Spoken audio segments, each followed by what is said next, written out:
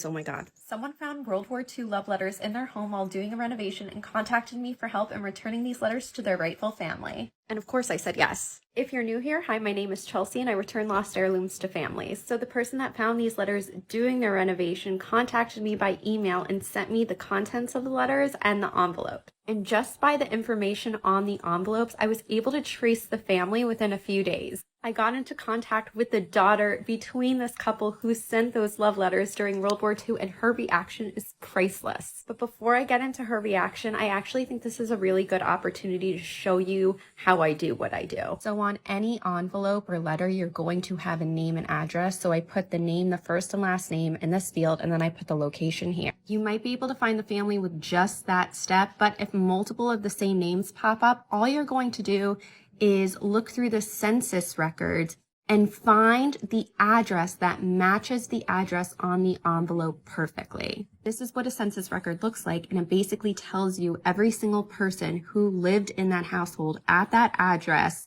in that year. So in this case, I actually found the census record with the receiver of the letter and an address that matched perfectly. And then from there, all I did was find public family trees with her in it, and I contacted the owners of those public family trees. Letters are usually the easiest types of artifacts to return because you have any type of information you would need on it, such as an address, a name, a date, a location. Now I want to share the daughter's reaction. By the way, this message actually came from her son, who is more fluent in social media. When I first read Chelsey's Facebook message, I first thought it was some sort of scam. Most people do think I'm a scam at first. Someone just fishing for personal information, but soon realized that she was legit and truly looking for the rightful descendants of these letters.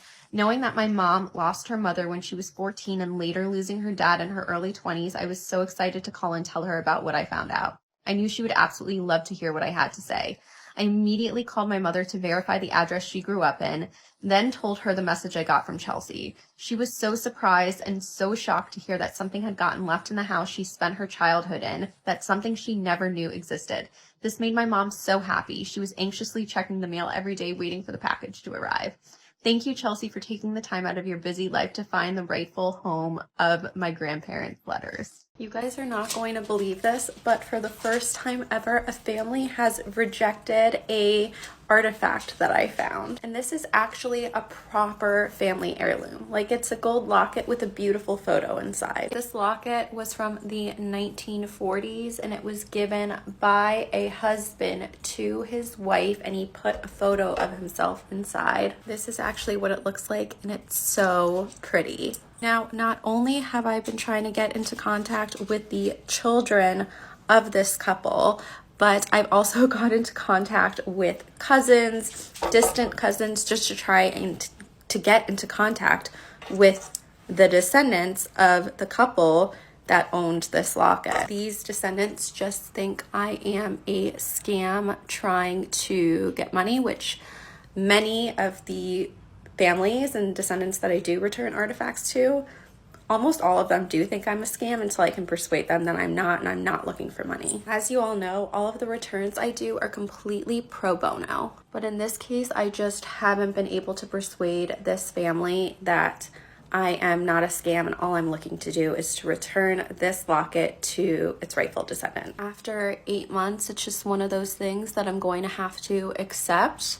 But I am going to keep this locket, but it is really disappointing because this is the first time someone has ever rejected an item. Like, every single time I found an heirloom and wanted to return it to a family, the families are always, once they believe that I'm not a scam, they're always so excited and so thrilled and so thankful to get that artifact back within the family. So this is just really sad. This was bound to happen at some point, right?